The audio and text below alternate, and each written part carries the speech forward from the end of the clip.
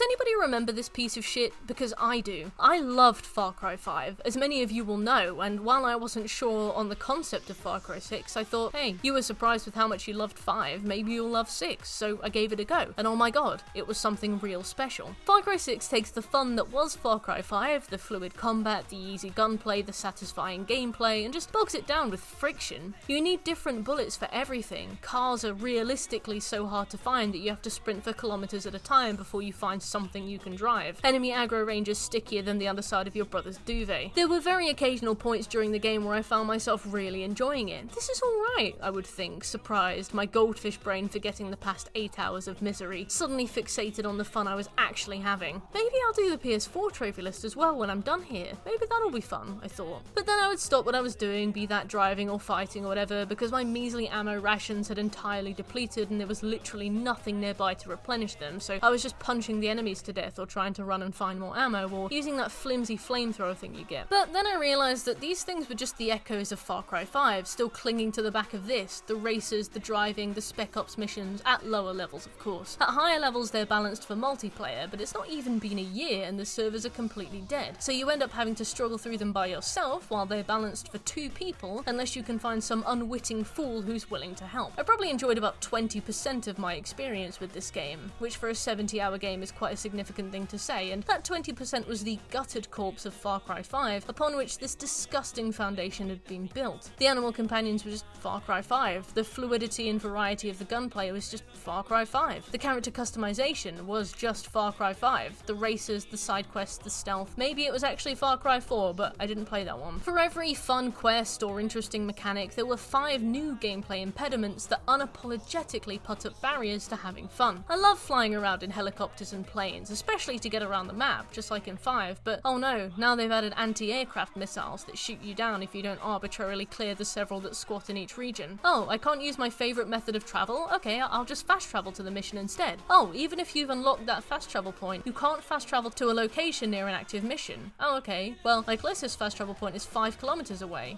Oh, I can't fast travel to this new point anyway because a helicopter a football field away has noticed me and aggroed, and my Supremo needs 10 minutes to recharge before I can shoot this helicopter out of the sky. I am completely out of all other ammo. Bugsnax let me fast travel when in combat, Ubisoft. Maybe take a leaf out of their book. Ah, well, anyway, I guess I'm in for a commute then, sprinting until I maybe find a car or a horse, watching my character become out of breath every 15 seconds. God, this is the life. I fucking hate this. This is like using a park and ride, except even more miserable than being sat on a Trent Barton bus, watching the grubby neighbourhood of Lenton slither past me until I accidentally drive over some road spikes and have to find another vehicle again. I finally reach a settlement. It needs to be upgraded. It needs 800 gasoline to be upgraded. I look in my inventory. I have 210. I sit on the floor and I cry. Why is it so miserable? Why is it like pulling teeth? I'm beyond outraged. I've not even talked about the game itself yet. In usual Ubisoft pussy fashion, yeah, you heard me, they've taken a political backdrop for a political location and tried to dumb it down as hard as possible, so it's apolitical for the gamers. We're basically playing some kind of Cuban revolution, but this isn't Cuba, this is actually Yara, and we're leading some revolution, or we're part of some revolution. I didn't know and I didn't care. And the cast of characters I was burdened with absolutely kept me from caring for even a moment. Some of them were okay, but there was some singer people that were fucking annoying. Beyond annoying. Man, Joseph Seed was compelling. Jacob and John and whatever the woman was called, they were compelling. I wanted to know everything about them. I pored over notes and watched their cutscenes with great interest. This guy, this supposed antagonist, he was just Chicken Man from Breaking Bad. I can't even remember his name in this, so I just called him Gus Fring the entire time, since that was clearly the script he was given. Just being like Gus Fring, I could hear the director say, just do the bit where he smiles and then looks really angry all of a sudden. You know the bit. The side quests in this game can vary wildly in interest and engagement, that's whatever, but the main quests, oh my god, the main quests. The main quest demonstrated to me the absolute lengths this design team will go to in order to take a survive for 5 minutes concept and stretch it out across 30 fucking hours. I hate these kinds of missions because there's no structure to them. You get to a meeting point or you find something that your buggy NPC friend needs to fix or whatever, and they go, fuck, the Yorans are onto us, keep them busy while I do this, and then a little bar starts filling up 1 crumb at a time and you know you have 15 minutes ahead of you of just killing enemies that spawn until the game decides to let you go forward again. It's just lazy, just takes missions that would be super short otherwise and arbitrarily lengthens them. Means you don't have to structure a mission, provide clever enemy spawns or different methods of traversing the area. Means you don't have to provide structured dialogue or steps, you don't have to make sure everything's there here waiting for the player at the end. You don't need to create puzzles, you just litter an area with enemy spawns and set a timer for 12 minutes, over and over and over again for 70 fucking hours. As usual, Ubisoft hopped on the bandwagon with a live service of a game that was a pain in the arse to play, and while not especially fantastic also, it's easily outclassed by so many other games. Unless you were particularly poised to enjoy something like this, I don't know why you wouldn't just play something better. 80 gigabytes of real special at this point, you're just selling me legal malware. I really like the DLCs though, they were good, especially watching Vars try and fuck his sister. That was the character exploration I didn't know I needed. Thanks, Ubisoft.